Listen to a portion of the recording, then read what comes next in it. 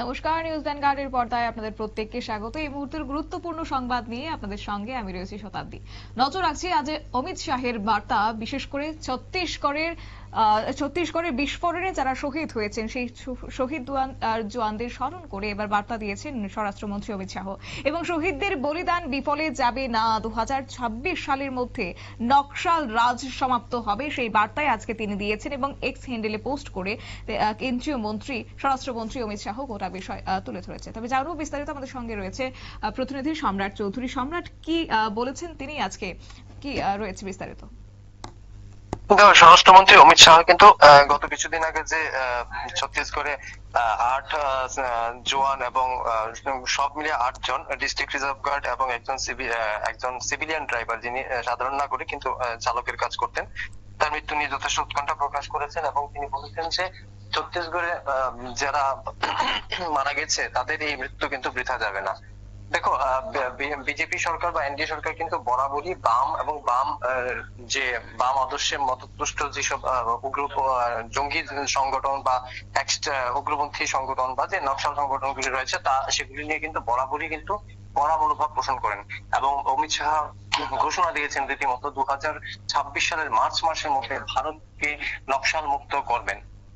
আমরা জানি নকশাল যে পন্থা রয়েছে তার একটা দীর্ঘ ইতিহাস রয়েছে, রীতিমতো স্বাধীনোত্তর ভারতের সঙ্গে সেই ইতিহাস জড়িত। 1945 সালে অন্ধ্রপ্রদেশের একটি কৃষক আন্দোলন থেকে কিন্তু সেই যে নকশাল আন্দোলন তার সূত্রপাত, এবং সেই সূত্রপাত হয়ে কিন্তু এখনো এই নকশাল আন্দোলন চলছে।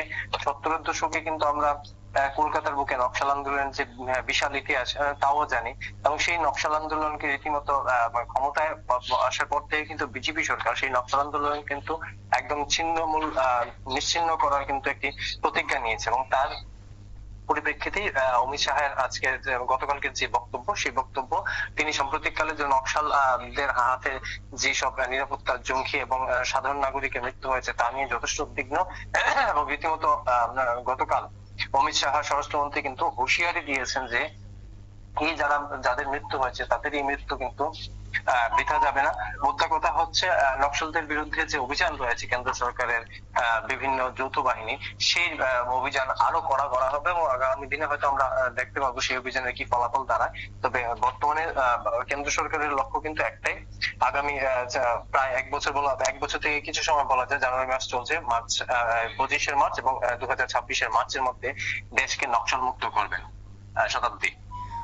সম্রাট, আজকে যে শহীদ জওয়ানদের স্মরণ করে যে বার্তাটা কার্যত আজকে স্বরাষ্ট্রমন্ত্রী অমিত শাহ তুলে ধরেছেন, সেটা যদি একটা বিস্তারিত তুলে ধরো।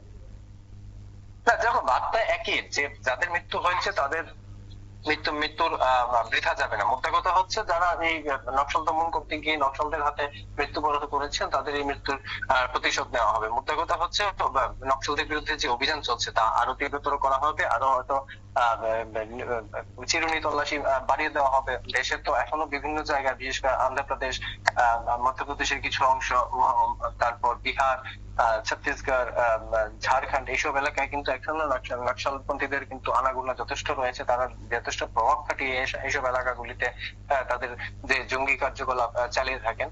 এবং এই নিয়ে কিন্তু প্রশাসন রীতিমতো ব্যতিব্যস্ত। রাজ্য সরকারগুলো কিন্তু অবস্থা তাদের যে কার্যবিধি তাতে কিন্তু যথেষ্ট ব্যতিব্যস্ত, এবং যে কারণে কেন্দ্র সরকারকে বরাবরই এই বিষয়ে হস্তক্ষেপ করতে হয়। এবং বর্তমানে বিভিন্ন রাজ্যে যে নকশালদের সমস্যা রয়েছে, নকশালদের সমস্যা নিয়ে কিন্তু কেন্দ্র সরকার সরাসরি ভাবে এখন বিষয়টি দেখাশোনা করছে, কেন্দ্রীয় বাহিনীর মাধ্যমে কিন্তু বিষয়টি নিয়ন্ত্রণ করার চেষ্টা করছে। তো সব মিলিয়ে বার্তা একটাই, যে নকশালদের বিরুদ্ধে অভিযান তীব্রতর হবে। আগামী দিনে স্বাভাবিকভাবে নকশালদের একটি সতর্ক বার্তাও দেওয়া হয়েছে গৃহমন্ত্রকের তরফে, এবং হয়তো আগামী দিনে এই তাদের বিরুদ্ধে হয়তো অভিযান আরো বাড়বে। সেই বিষয়ে হয়তো আমরা আগামী দিনে জানতে পারবো কি ধরনের পরিস্থিতি সৃষ্টি হয়। শতাব্দী। একেবারে ধন্যবাদ। অর্থাৎ ছত্তিশগড় মাওবাদী হামলায় যে জওয়ানরা শহীদ হয়েছেন তাদেরকে স্মরণ করে আজকে তিনি বার্তা রেখেছেন 2026 সালের মধ্যে কার্যত দেশ থেকে মাওবাদী নির্মূল করা যাবে। এবং আজকে সোশ্যাল মিডিয়া নিজের এক্স হ্যান্ডেলে সেই কথাটাই তিনি তুলে ধরেছেন, যেখানে তিনি বলেছেন যে আমি বিশ্বাস করি লড়াই এখন শেষ পর্যায়ে এবং 2026 সালের মার্চ মাসের মধ্যে দেশ থেকে মাওবাদীদের নির্মূলীকরণ করা যাবে। সেই আত্মবিশ্বাস রেখেছেন কেন্দ্রীয় স্বরাষ্ট্রমন্ত্রী অমিত শাহ। নিয়ে নিচ্ছে ছোট্ট একটি বিজ্ঞাপন বিরতির, সঙ্গে থাকুন।